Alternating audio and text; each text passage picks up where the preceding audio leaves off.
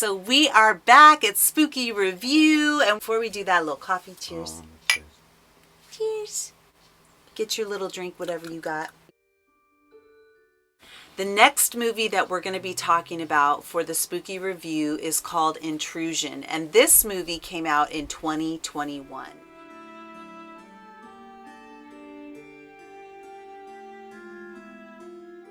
I'm just going to tell you right off the bat, this one will have some spoilers in it because it's hard to talk about this movie without giving you any spoilers. And people who watch these type of movies, if you watch a lot of these type of movies, you kind of already are, your brain is already going, okay, what's going on? So it does do that right away. And I think that with that, we know right away pretty much who the bad guy is. And that's why I said you're going to get some spoilers here because they don't really make any secret about it.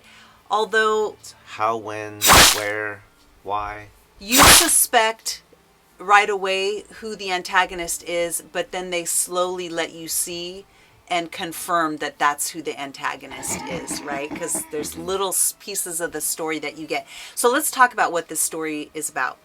The story is about a couple, and it really has a lot to do with a marriage, right? It's a couple, and you're seeing the dynamic of their marriage.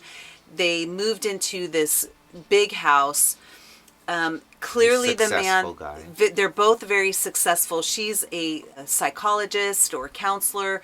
He is an architect, which is so funny because in a lot of scary movies, it seems like there's a couple that we've seen that we noticed, like, oh, they're like an architect or some kind of engineer or something like that. Yeah, and what's really interesting, I hadn't thought about it before that, and that you pointed that out, but that whenever we see kind of an architect in a scary movie, they make the perfect scary people because they're so mysterious. Like, there's not a whole lot of information or movies or documentaries where we have learned what goes into an architect's life. We don't know what they do. We don't see. We know what they do. We know the end product, but we don't ever get an inside look on an architect. So they are, in essence, kind of like immediately somewhat mysterious characters, right? Because movies are littered with psychologists and therapists and stuff. Like, we get to see computer geniuses. Yeah, the inner workings of it. But we only ever see the surface of an architect.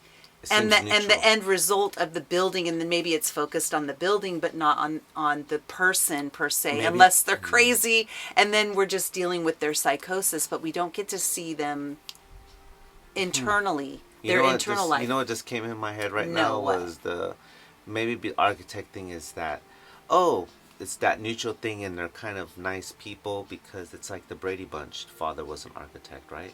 Oh yeah, maybe and we never saw what he did either. Like, he was like, just come left, in, and he has this tube. He was the breadwinner. That it was all about. Like, I'm an architect, and I make the money. I'm kind of an engineering type of guy and build cool stuff and design stuff.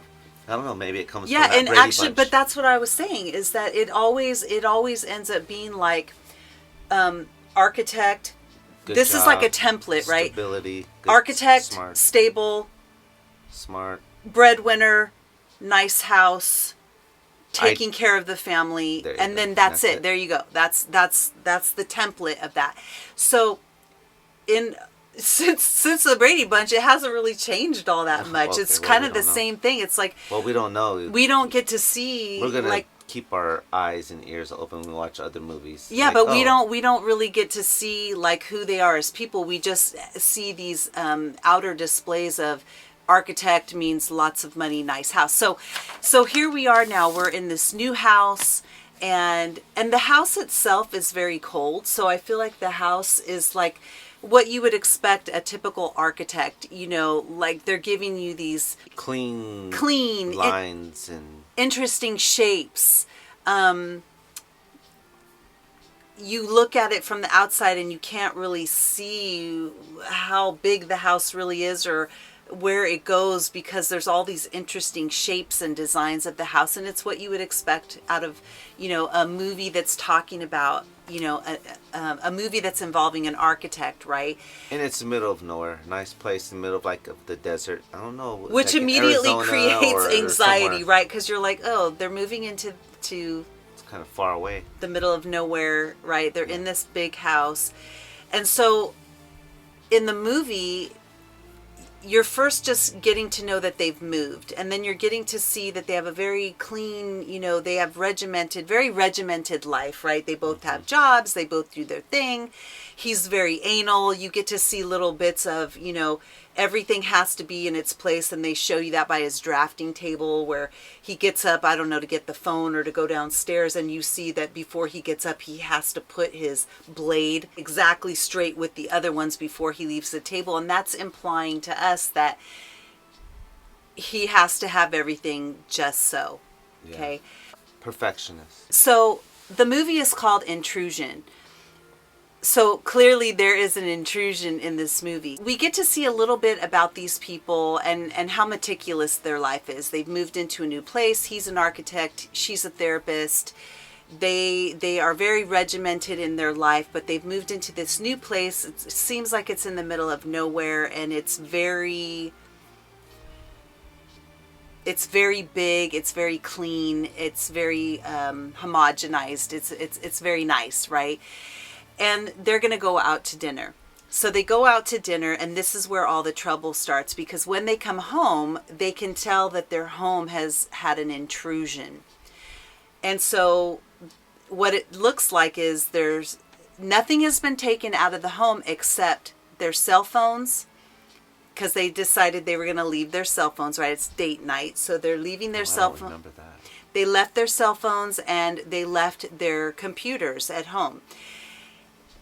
And those are the only things that are stolen. And then from his office, somebody went through his office. So right off the bat, our eyes are looking at the husband because it's his office. Why would somebody specifically go into just his office? So they were in his office. They were trying to get into his filing cabinet. So right off the bat, you're looking at the husband as being part of this problem. This is when you start getting insight on the character.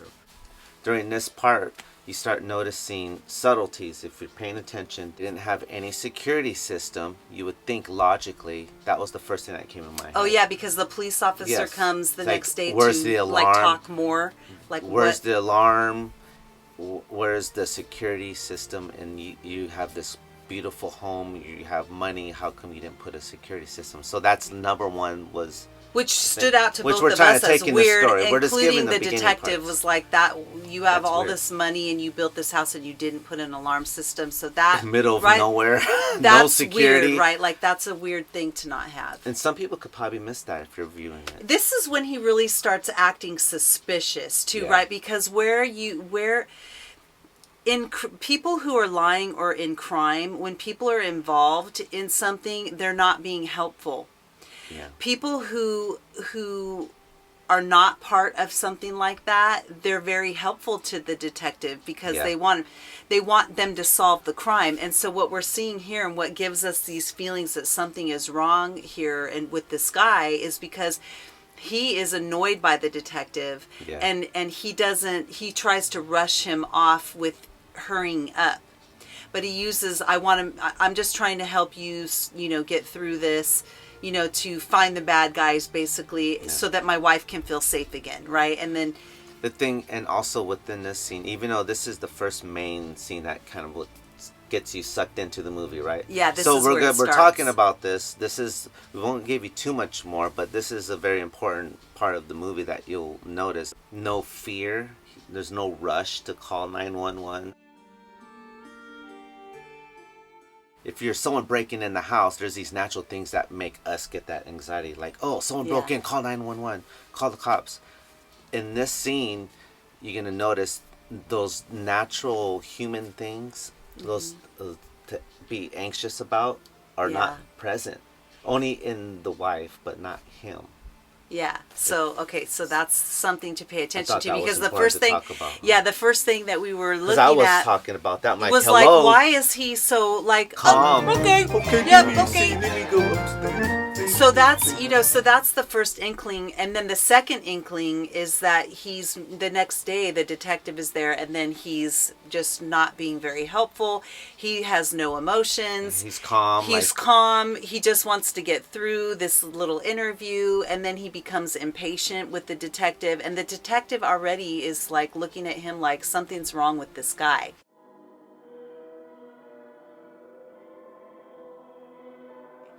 So we have already started to build up something's wrong with this person. Like there's an intrusion, but there's more to this story.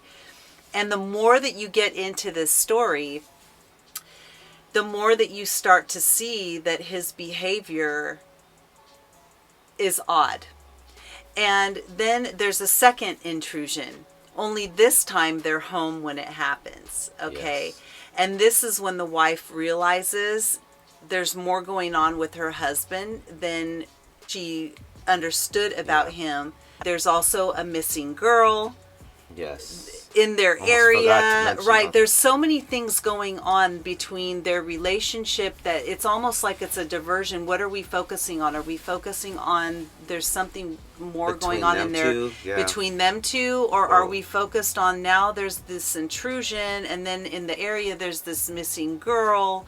I felt they did it in a way that they were weaving those two things together kind of masterfully, actually, because good directing on that, and you didn't see any weird cuts. I felt like they masterfully wove those stories together, and they had you guessing the whole time. Like I feel like we started to realize together that this guy truly is probably the bad guy, and then they start showing the suspicions of the wife as well. This is when the story gets really stressful, which we can't tell you anymore. So we're not going to tell you all of where it gets really stressful, but you're going to see why it gets really stressful, and you're going to see how these two stories really get woven together, and our eyes are kind of opened wide to seeing what the whole story is and how these things interconnect.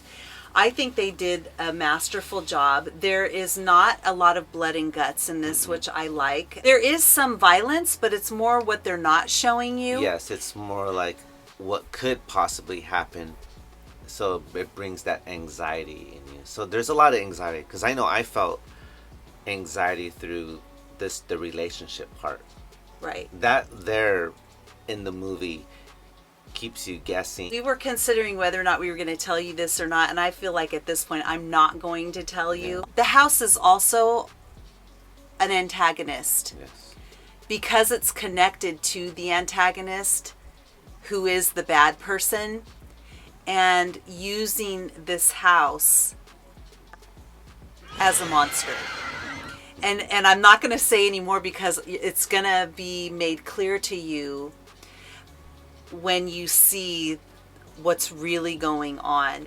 You made a really good observation in the movie in regards to the architectural design. Now, one of the things that I noticed is that because of the shapes and the odd shapes and things that he did with the house from the front, you can't see how big that house is. No, you can't. And sometimes it creates almost like an environment of being a maze, right? You can't see how big the house is. So there are some really interesting architectural features, right, for sure, that can be quite scary, right? And because we also look in movies what other things that the director is trying to do, and I think that I caught on to it. I'm like, oh yes, because the architecture and shapes of what a director uses in a movie, or scary movies, or any movies, is symbolic to even giving you clues of what's going on. So noticing the shapes of the windows have a more of an institutional vibe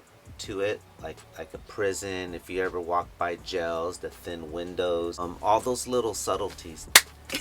Because with those rectangle shapes, by those designs, they make us feel insulated and uncomfortable. Yeah. And which adds unsafe. to the anxiety, shapes, and all that. Okay. So we want to tell you so bad something, but we decided we're not going to tell you this. You have to watch the movie. So we said enough already. Yeah. We So what I want, yes. So what I want to say to you guys is, I want you to pay attention at the ending. there's a huge discovery within the house that my mind was blown by that. I was like, I never even saw that coming, and you don't even know what it is even with me saying that. So I felt that was a really interesting part, and I want to give you something to think about and focus on.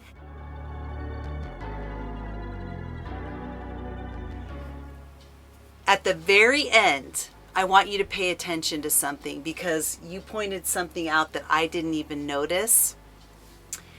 And this is a really interesting part. So what I'm going to tell you is, look at the walls at the very end, and that there wasn't just one, there was many. And what that told us was that there was the potential for this to be even more terrifying than it actually was. Yeah. Okay. We got the better end of it. And you may miss it. I mean, people would miss that, right? Because there's so much going on, but he picked up on this, which was amazing. So I'm amazing, I guess. See, he's amazing. So that was it for our movie review, guys. So make sure you guys come back every Friday. We put a new upload every Friday night at midnight. And so my Spooky BAT-talion. We will see you next week with another spooky movie review. And until then, stay spooky.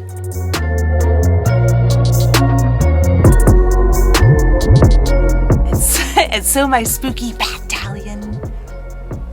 Stay spooky.